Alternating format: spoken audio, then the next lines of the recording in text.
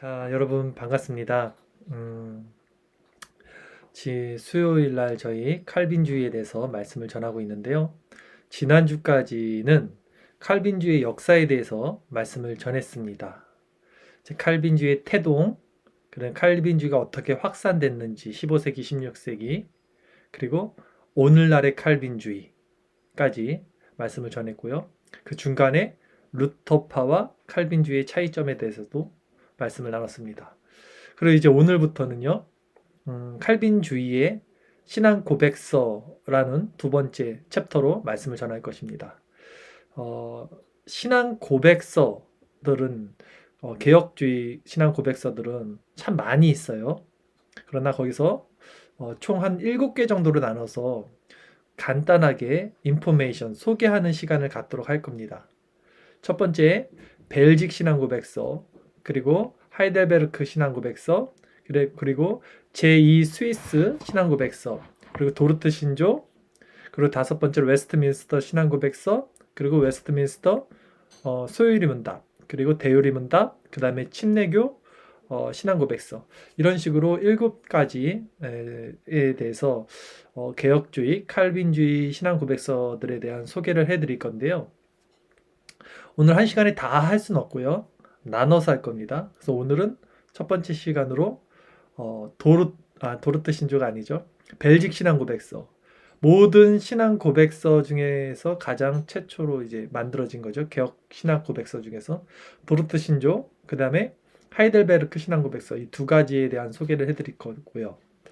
자, 제가 오늘 이 책을 칼빈주의 이 책을 읽으면서 여기 보이시죠?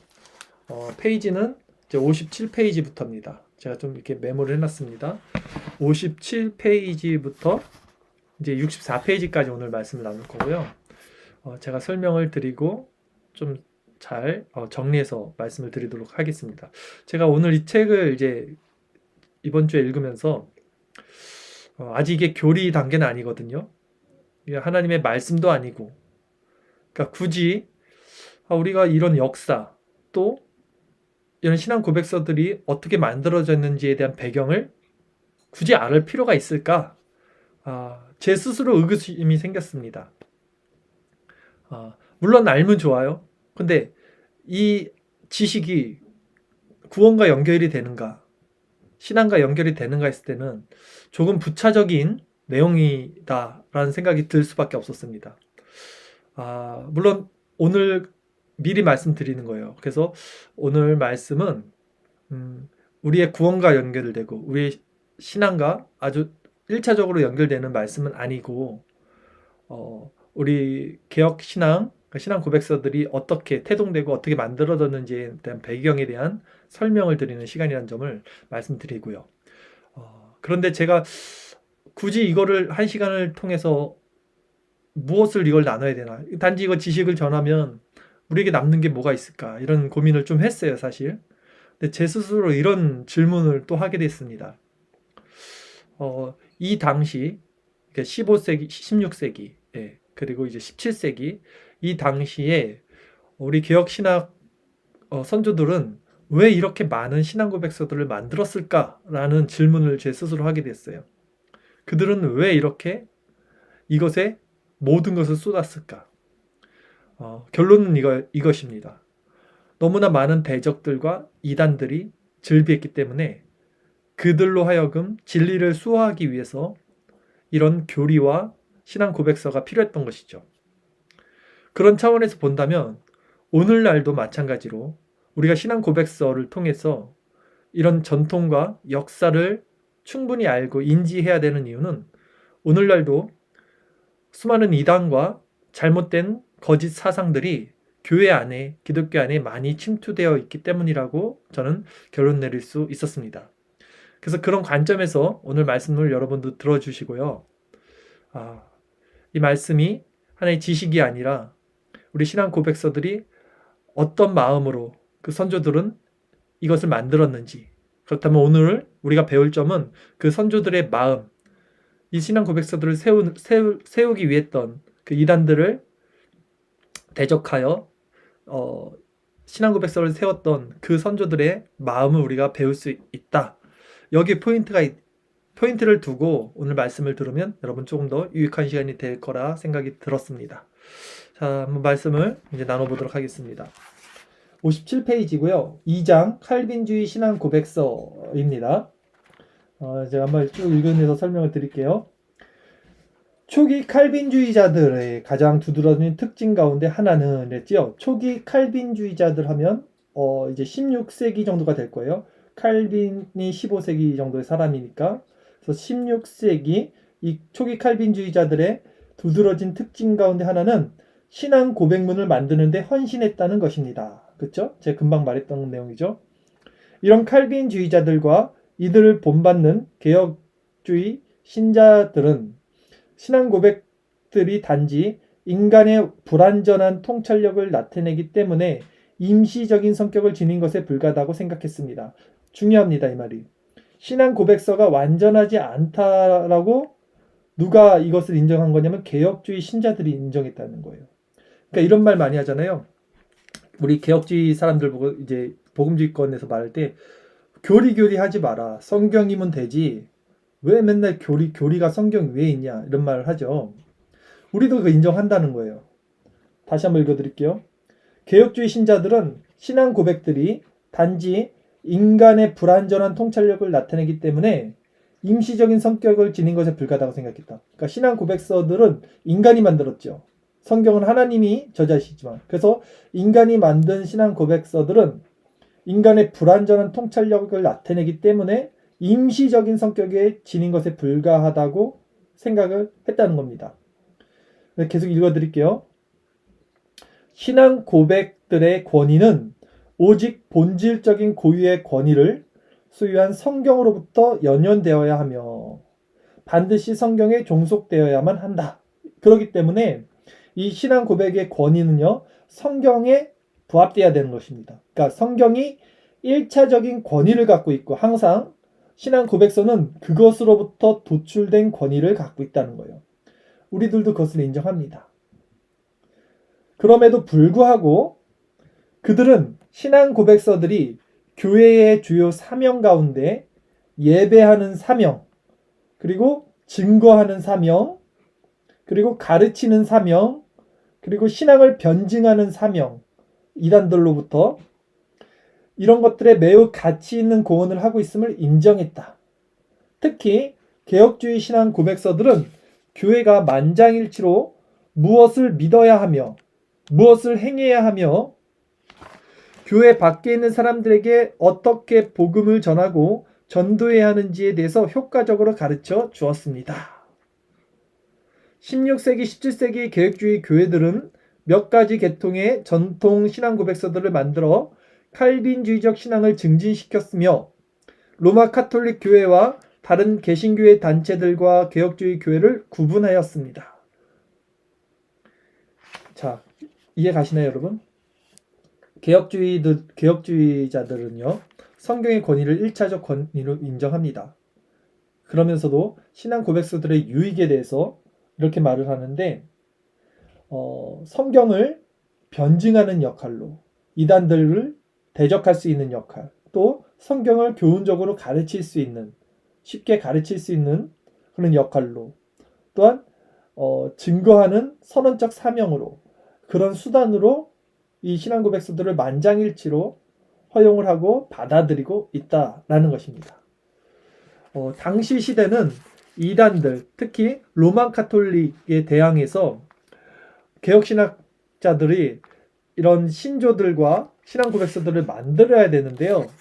이렇게 많이 만들 수 있었던 배경도 사실은 당시 주축 세력이던 로마 카톨릭의 횡포와 그들의 압제 가운데 개혁신학과 청교도 서적 그리고 신앙 고백서들이 많이 만들어질 수 있었습니다. 그러니까 우리 개혁신앙의 조상들은요, 그 로마 카톨릭의 압제 가운데 추방을 당하고 감옥에 갇히고 환란을 많이 당했어요.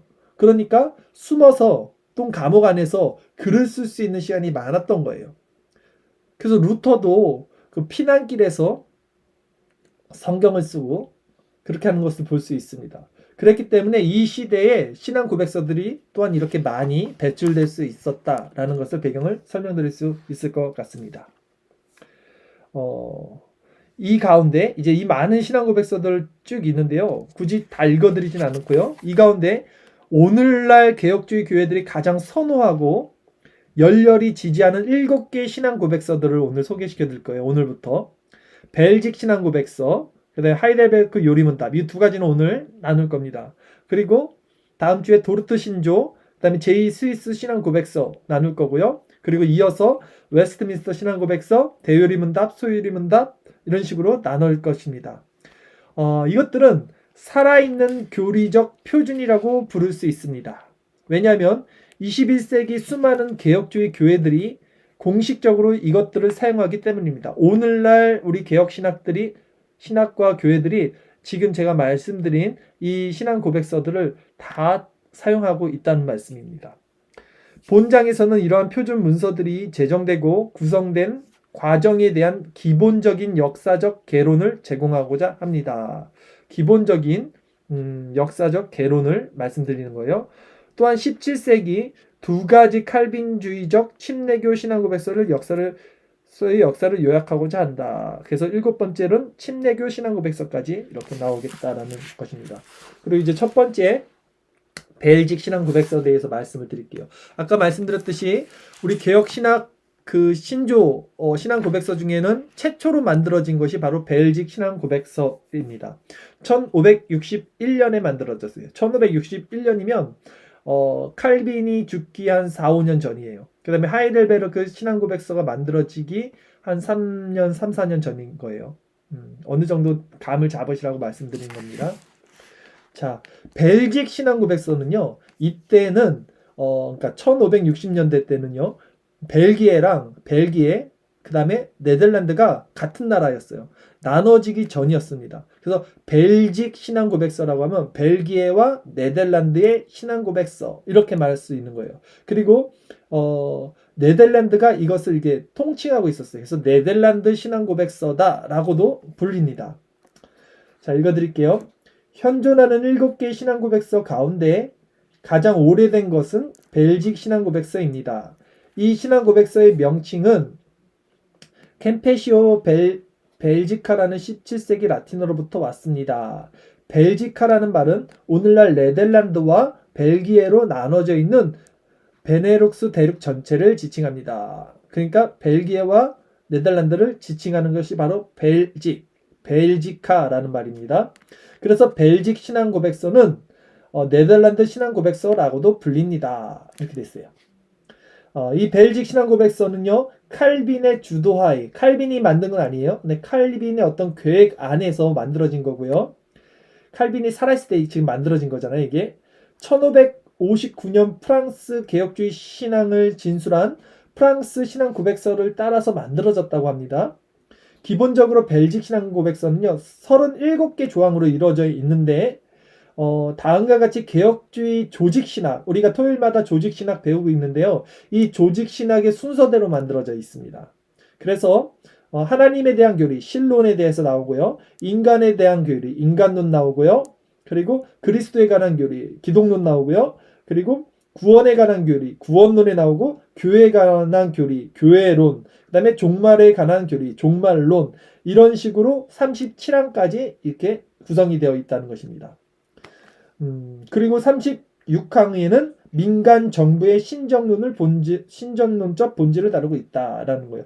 사실 제가 벨직 신앙 고백서를 읽어보지 않았습니다. 그래서 잘 모르지만 36항의 이 신정론, 민간 정부의 신정론이라는 것은, 신정론은요, 신이 정말 존재한다면 왜 세상에 악한 것이 존재하는가, 이거에 대한 변증, 정당성을 만들기 위해서 만든 이론이 신정론이에요. 그러니까 신의 정당성을 주장하는 이론인데, 이 민간 정부의 신정론도 이 벨직 신앙 고백서 36조항이 있다는 말입니다. 이거 나중에 벨직 신앙 고백서도 우리가 한번 나눌 수 있는 기회가 됐으면 좋겠습니다. 이 벨직 신앙 고백서는요, 객관적인 교리적 순서를 따르면서도 지금 신론, 인간론, 기독론, 구원론, 교회론, 이런 식으로 종말론까지 이어지면서도 굉장히 따뜻하고도 경험적이며 인격적인 정신을 잘 나타내는 고백서라고 합니다. 그러니까 교리가 좀 딱딱한데 이 벨직 신앙 고백서는 굉장히 따뜻하다 이렇게 말을 하고 있는 것입니다. 이 벨직 신앙 고백서의 주요 저자는 누구냐면요. 자, 우리가 잘 알고 있는 이라고 써 있는데 솔직히 저는 잘 몰랐어요. 개혁주의 순회 설교자인 귀도 드 브레라는 분이래요. 귀도 드 브레. 여러분 아셨나요? 귀도 드 브레. 자, 이분은요. 제네바 아시죠? 스위스 제네바, 칼빈의 제네바 아카데미, 칼빈이 있었던 제네바에서 그 다음에 칼빈의 후임이었던 베자, 그들 밑에서 배웠던 사람이에요. 네, 귀도 드 브레라는 사람이 칼빈의 제자고 또 베자의 제자였다라는 것을 확인했습니다. 16세기 네덜란드 개혁주의 교회들은 로마 카톨릭 교회의 협력자인 스페인 왕 필립 2세에게 극심한 핍박을 받고 있었어요. 이런 상황에서 이 드브레는 이 동료 목사들의 도움을 받아서 개혁주의 신앙을 고수하는 것은 국가에 대한 반역이 아니라 오히려 성경적 교리들을 고백하는 것으로서 법률을 준수하는 준법 시민이 되는 것임을 증거하기 위해 이 신앙 고백서를 작성했다고 합니다. 그러니까 당시 이런 신앙 고백서를 작성하는 것 자체가 로마 카톨릭에 반하는 아주 엄청난 일이었기 때문에 아무나 하지 못했던 거죠. 목숨 걸고 신앙 고백서를 작성을 해야 되는 거예요. 그러나 이것이 국가를 배신하는 것이 아니라 국가에 대한 반역이 아니라 오히려 준법 시민이 되는 것, 하나님의 말씀 안에서 이것이 참되다라는 그 확신으로 이 드보레라는 사람이 이 신앙 고백서, 벨직 신앙 고백서를 작업을 했다는 것입니다. 그리고 이 벨직 신앙 고백서가 이제 다 끝나고 완성이 돼서요. 이 청원자들, 그러니까 청원자들은 누구냐면 왕에게 이거를 우리를 청원해 주세요. 우리를 용서해 주세요. 우리를 이걸 받아 주세요. 이렇게 말하는 사람을 청원자라고 하죠. 구원해 주기를 이제 청하는 거예요. 이 청원자들이 이 벨직 신앙 고백서와 이 신앙 고백서의 진술 내용을 그 당시 필립 2세 그 프랑스 왕에게 보냅니다. 이제 드디어.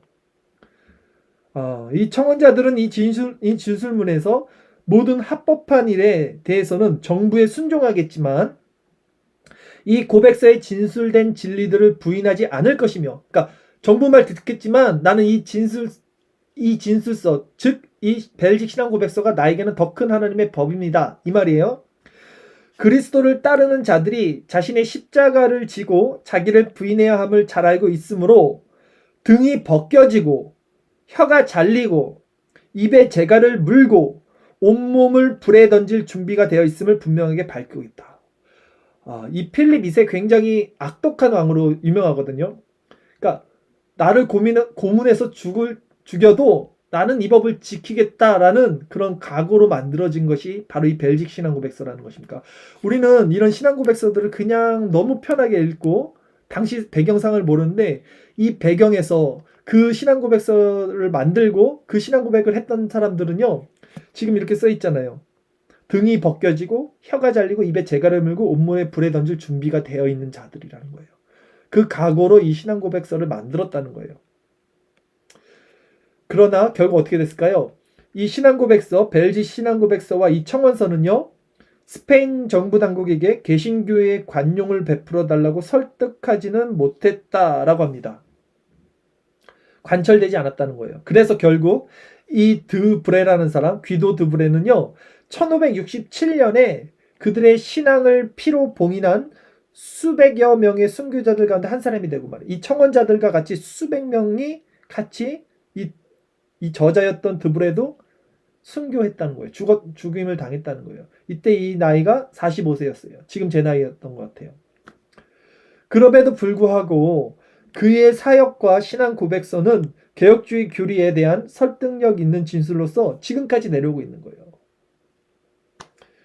벨직 신앙 고백서는 1562년에 그리고 이제 네덜란드어로 번역되고요. 네덜란드의 개혁주의 교회들에 의해 흔쾌히 받아들여졌고 1566년에는 엔트워프 종교회의를 통해 개정되었다. 그리고 16세기 마지막 30년 동안 열린 네덜란드 국가 종교회에서 이 고백서가 정식으로 채택되었고요. 추후에 개정된 이후에 도르트 종교회의, 우리가 좀 많이 들어봤죠? 도르트 종교회의, 네덜란드 도르트 종교회의를 통해서요.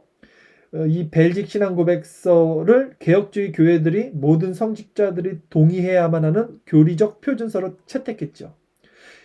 이 도르트 회의는요, 1618년이니까 이 지금 벨직 신앙고백서가 만들어지고 거의 한 100년 후에, 아주 나중에 이제 정식 교리 문서를 표준으로 채택하는 그 회의였는데, 이때 채택된 게 이 벨직 신앙고백서 말고도 하이델베르크 신앙고백서, 하이델베르크 요리문답이라고도 하죠. 그리고 그 도르트 신조라고 하죠. 이 도르트 종교회에서 일어났던 도르트 신조, 이렇게 세 가지가 개혁주의 정식 교리 문서로 표준으로 채택이 되었던 거, 이렇게 말씀드릴 수 있겠습니다. 이렇게 해서 벨직 신앙고백서가 끝났어요.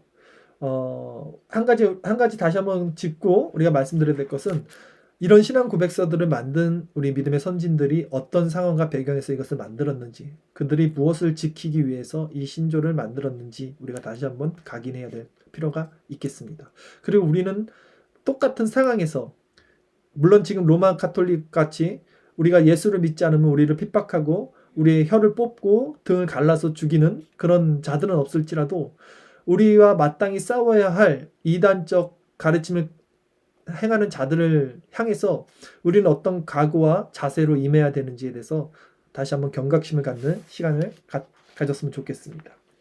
두 번째 신앙 고백서 소개시켜드리고 마치겠습니다. 자, 이거는 우리가 좀 알죠. 하이델베르크 요리문답. 예, 우리 하이델베르크 요리문답은 토요일 저녁마다 배우고 있죠. 1563년에 제정되었습니다. 1563년이라고 하면 이제 칼빈 사후, 그러니까 칼빈 죽기 전이죠. 칼빈 죽기 1년 전에 완성이 됐습니다. 그리고 하이델베르크 요리문답은 이제 독일에서 만들어진 거예요. 아까 벨직 신앙고백서는 네덜란드와 벨기에라 그랬죠. 나눠지기 전에. 자, 이 하이델베르크 요리문답은요, 독일 팔라틴 지역의 선제후 프레드릭 3세의 요청으로 하이델베르크라는 그 도시에서 작성되었습니다. 선제후 프레드릭 3세라고 하는데요. 선제후는 누구냐면 황제는 아니고요. 일단 유럽 전체에서 황제가 있잖아요. 황제 바로 밑에 정도예요. 그러니까 귀족 서열 1위입니다. 귀족들이 다스렸던 시대인데, 귀족 중에서 가장 높고, 이 황제후들이 그 황제를 선출할 수 있는 그걸 뭐라 그래요? 조건을 갖고 있어요. 역할을 하고 있죠. 그러니까 황제 바로 밑에가 선제후예요. 그러니까 굉장히 큰 어쨌든 권세를 갖고 있는 사람인데, 이 프레드릭 3세가 개신교인이었던 거예요. 그래서 이것을 만들었던 거예요. 하이델베르크 요리문답을. 자, 그 배경은요. 경건한 왕자는 젊은이들과 목사들과 교사들을 교훈하기 위하여, 이 경건한 왕자가 바로 프레드릭 3세를 말하는 것 같아요. 젊은이들과 목사들과 교사들을 교훈하기 위해 하이델베르크 대학의 신학 교수인 28살이었던 자카리오스 우르시누스, 이 사람도 유명합니다. 이 우르시누스도 제네바 칼빈 밑에서 배운 사람이에요. 제네바 아카데미, 칼빈의 제자예요. 그러니까 칼빈의 제자들이 엄청 많아요. 사실 칼빈의 그 제네바 아카데미를 통해서 배출된 그런 사람들이 전 유럽으로 퍼져서 개혁주의가 발전됐다는 거죠. 자, 이 우르시누스 그리고 프레드릭을 위한 궁중설교가, 당시 프레드릭 선제후이란 궁중설교가인 26세 카라바 올레비아누스에게 개혁주의 요리문답을 준비하라고 사명을 맡겼습니다. 프레드릭 3세 이 선제후가 이 두 명의 젊은 신학자와 설교가에게 이걸 맡긴 거예요.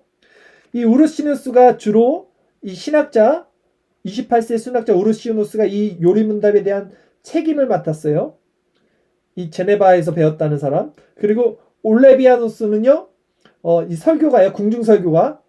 아마도 최종 구성과 편집에 관여했던 것으로 보입니다. 비범한 권세와 아름다움, 공인된 대작의 요리문답이라고 불리는 이 하이델베르크 요리문답의 최종본에는 우르시누스의 학식과 올레비니아스의 설득력, 이 설교가 되니까 얼마나 변증이든 설득을 잘하겠어요. 이 설득력이 고스란히 이렇게 담겨 있는 거예요. 예, 그러니까 신학적인 것도 튼튼하고 거기에 대한 논리와 설득력도 튼튼하다. 이 책을 이렇게 만들었다는 거예요. 선제후 프리드릭은 이 요리문답의 최종본에 신학 교수들과 필라틴 그 독일 지역 교회의 주요 감독들을 포함한 많은 사람들이 관여하여 공헌했음을 밝혔다. 그 외에 많은 신학 교수들이 같이 만들었다라는 말이죠. 하이델베르크 요리문답은 1563년 1월에 열린 하이델베르크 종교회의에서 승인되었으며 그해 하이델베르크에서 라틴어판과 약간의 짐술이 추가된 3가지 독일어판이 출판되었고 라틴어는 알죠? 고대 그 로마어를 라틴어라고 합니다. 로마 제국의 공통어였어요. 그 라틴어가. 그리고 제4판이 오랫동안 이 요리문답의 공식 본문으로 간주되었습니다. 우리가 사용하는 영문판은요. 도르트 종교회의를 통해 인가된 네덜란드판을 바탕으로 하는데 이것이 바로 이 제4판을 번역한 것입니다. 이거 다 몰라도 돼요. 이걸 그냥 읽어드린 거예요. 하이델베르크 요리문답의 초판이 발행되었을 때 독일어 성경은 절에 구분이 없었어요. 그때 독일어는 구분이 없었어요. 장절이 없었어요. 따라서 난회주에 실려있는 성경 구절들은 단지 책명과 장만 제시되어 있었어요. 그리고 요리문답의 질문들도 번호가 매겨져 있지 않았어요. 그러니까 쭉 있는 거예요, 그냥. 그래서 라틴어 번역본은 절을 추가하고 번호를 매김으로써 이러한 문제를 보완하였습니다. 또한 하이델베르크 요리문답은요. 예를 들어 여호와의 날로 언급되고 있는 여호와의 날이 뭐죠? 주일이죠. 예, 안식일 주일. 그래서 매 주일 설교할 수 있도록 52개의 부분으로 구성되었어요. 1년이 52주니까 하이델베르크가 52강으로 돼 있었던 거예요. 그래서 우리도 그거에 맞춰서 지금 진도를 나가고 있는 거예요. 또한 하이델베르크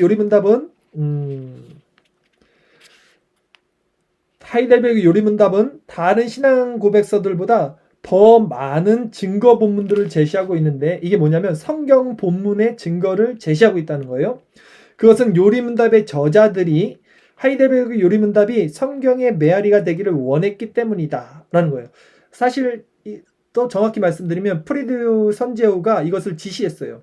누구도 반박할 수 없을 만큼 성경의 근거에서 만들어라. 그래서 하이델베르크에 나오는 모든 질문과 답은요.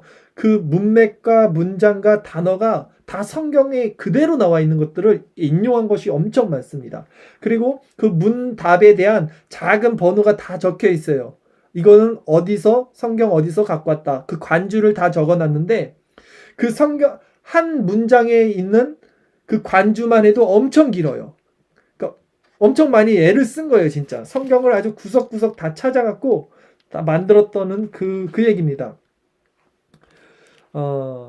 프레드릭은 원문 머리말에 이러한 증거 본문, 이 각주, 이게 이제 관주를 말하는 거죠. 성경 본문에서 갖고 왔다는 거. 하이델베르크 요리문답의 중요한 부분이라는 것에 대해 이렇게 말했습니다. 자녀들의 믿음을 확증해주는 이 성경의 증거 구절들은 하나님의 감동으로 된 성경으로부터 엄청난 수고를 들여 발췌한 본문들이다. 예.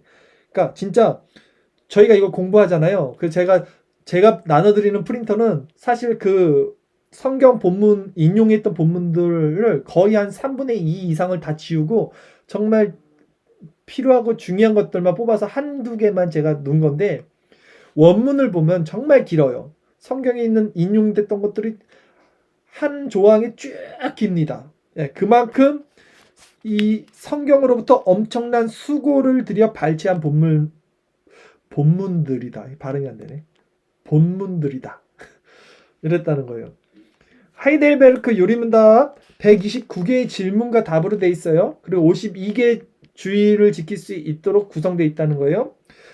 이것은 사도 바울의 어떻게 구성이 됐는지는 사도 바울의 로마서를 따라서 구성이 됐어요. 이거는 로마서를 이제 세 부분으로 나눴는데 그 형식을 그대로 가져와서 하이델베르크를 구성했습니다. 그러니까 첫째는 참된 신자의 위로에 관한 감동적인 개론이요.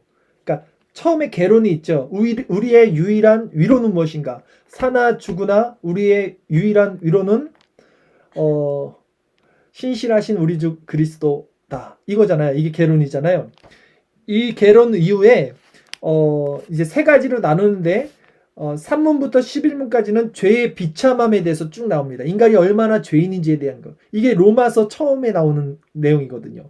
그리고 둘째로 12문부터 85문까지는 사도신경과 그다음에 성례에 대한 상당한 분량을 이제 강의하면서 그리스도 안에서 이루어지는 구속, 그러니까 구원의 믿음에 관련된 내용이 쭉 나열이 됩니다. 그리고 이것이 로마서 이제 3장부터 11장, 그러니까 12장 내용 전까지 나오는 그 구원에 가는 거 있잖아요. 그거와 이렇게 매치가 되는 거예요. 그리고 하이델베르그 마지막 86문부터 129문까지는요. 이제 구원받은 성도는 어떻게 살아야 되는가라는 그 주기도문과 십계명을 통해서 우리가 참된 감사로 성화의 삶을 어떻게 살아나가는지에 대한 내용이 나오는데요. 이것도 마찬가지로 로마서 12장 이후로 보면 12장에서 16절이 바로 구원받은 성도의 삶에 대해서 나타나거든요. 그래서 하이델베르그는 로마서의 구성 형식을 그대로 따르고 있다. 이렇게 말씀드릴 수 있겠습니다. 하이델베르그 요리문답도 벨직 신앙고백서와 마찬가지로 명료하고도 온화한 그 교리들을 설명하고 있어요. 되게 따뜻한 말을 쓰고 있어요. 왜냐면 하이델베르그가 아까 제가 저자가 2명이라고 그랬잖아요. 궁중 설교가였던 그 우르시누스 말고 올레비니아우스가 있었기 때문에 이렇게 편집을 했을 겁니다. 아주 따뜻한 말로. 그래서 내용은 객관적이기보다 주관적이며 교리적이기보다는 영적이다. 이게 올레비니아우스가 역할이었던 거겠죠. 그래서 이거를 위로의 책이라고 불렀대요. 위로의 책. 하이델베르그는 참 우리가 지금 공부하고 있지만 참 명료하고 쉽고 따뜻해요. 정말. 예. 그리고 무엇보다 좋은 게 성경 구절을 너무 많이 인용해놔서 정말 그것을 통해서 우리가 큰 위로를 받게 됩니다.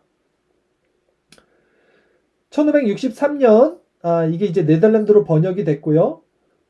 쭉 넘어갈게요. 이 부분은 여기 그리고 네덜란드 목회자들은요. 이제 이게 네덜란드로 넘어가면서 하이델베르그 요리문답을 매주일 오후에 설교할 것을 판례로 제정했대요. 네덜란드 개혁신학자들이. 예, 주일 오후 설교를 무조건 하이델베르그를 해라. 예, 이 정통이 오늘날까지 개혁주의 안에 있습니다. 그래서 개혁주의는 주일 오후 설교는 보통 신앙 고백서들을 가지고 해요.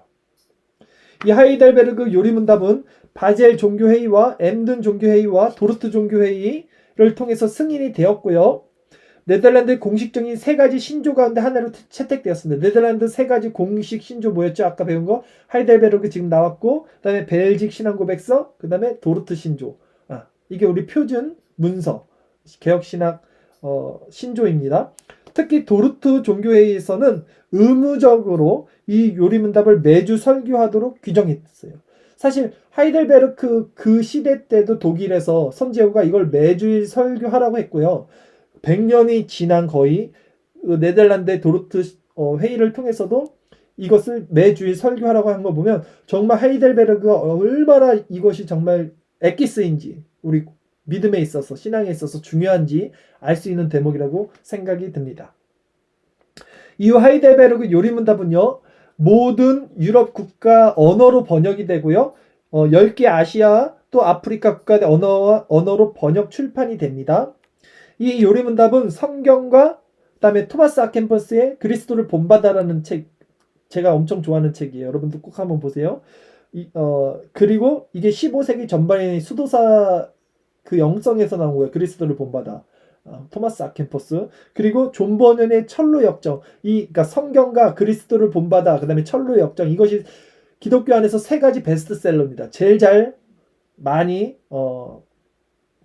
보급이 된 거예요. 그것을 제외한 그 다음에 많이 보급이 된 것이 바로 이 하이델베르그라는 것입니다. 자, 신학적으로 매우 확실한 칼빈주의를 따르면서도 이 하이델베르그는요, 그렇죠? 그 어조가 온화하고 그 정신이 평화적인 이 위로의 책이라고 그랬죠. 그래서 가장 널리 사용되고 보급이 되었다는 거예요. 그리고 오늘날까지 개혁주의의 요리문답으로 표준으로 이렇게 인정받고 있습니다. 자, 오늘 이렇게 여러분들에게 두 가지 우리 교리 문서에 대해서 소개를 시켜드렸어요. 첫 번째는 벨직 신앙 고백서, 최초의 신앙 고백서, 그 다음에 두 번째는 하이델베르그 신앙 고백서. 벨직 신앙 고백서는 네덜란드, 네, 하이델베르그 신앙 고백서는 이제 독일, 이제 이렇게 만들어졌다는 걸 말씀드렸는데요. 서두에 말씀드렸듯이 이게 아는 게 뭐가 중요한가? 라는 질문을 제 자신에게 했었던 거예요.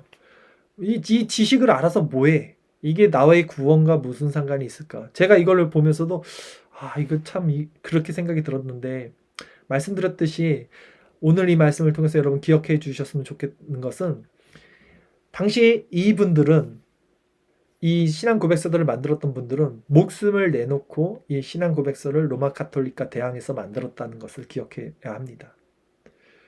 그리고 이 신앙 고백서들이 왜 중요한가 했을 때는 그 신앙 고백서들을 통해서 후대까지, 오늘날까지, 지금 우리들까지 유익을 받고 있다는 것을 보면 이분들이 이 사역이 얼마나 가치 있는 일이었음을 우리가 알 수 있습니다.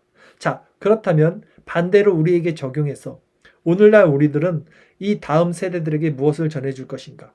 바로 이 교리 문서들, 우리 신앙 고백서들을 그대로 바톤을 넘겨줘야죠. 우리가 뭘 새롭게 만드는 게 아니라 이분들이 다 만들어 나왔던 그 신앙 고백서들을 그대로 다음 세대들에게, 다음 세대들에게 전해줘야 되는 겁니다. 그런데 문제는 무엇입니까? 우리가 잘 모르면 안 되잖아요. 우리가. 하이델베르크가 뭔지, 도르트 신조가 뭔지, 벨직 신앙 고백서가 뭔지 전혀 모른다면 어떻게 우리 자녀들에게 이 신앙의 유산을 전해줄 수 있겠냐는 것입니다. 그런 차원에서 오늘 이런 나눔과 이 배움은 우리에게 충분히 귀중한 시간이 될 수 있다, 이렇게 생각이 들고요.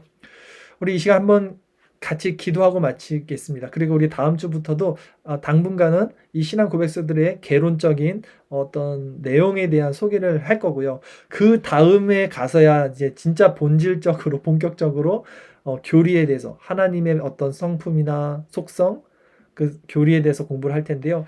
이 책이 너무 두껍다 보니까 이게 진짜 시간이 오래 걸립니다. 그런데 여러분 지치지 마시고 이 수요 모임을 사랑해 주시고 또 사모해 주시고 끝까지 함께 하면서 차곡차곡 신앙의 유익을 얻는 저와 여러분 됐으면 좋겠습니다. 시간 우리 한번 기도하면서 나갈 때는 우리들에게 이 신앙 고백서를 전수해 주셨던 그분들의 마음이 무엇이었는지를 한번 생각해 봤으면 좋겠습니다. 오늘날도 우리는 무엇을 위해서 살아가는지 그 반면교사를 삼아서 수많은 거짓된 복음과 거짓된 사상 가운데 나는 어떤 자세로 무엇을 바라보며 어떤 마음으로 오늘을 살고 있는지에 대한 자각이 될 수 있는 그런 시간 해달라고 우리 그런 차원에서도 함께 기도했으면 좋겠고요. 또 여러 가지 우리 사안을 놓고 우리 마음 가운데 하나님의 위로를 받고자 하는 그 모든 기도 제목을 가지고 이 시간 기도하며 나가도록 하겠습니다. 우리 한 10분 정도 같이 기도드리겠습니다.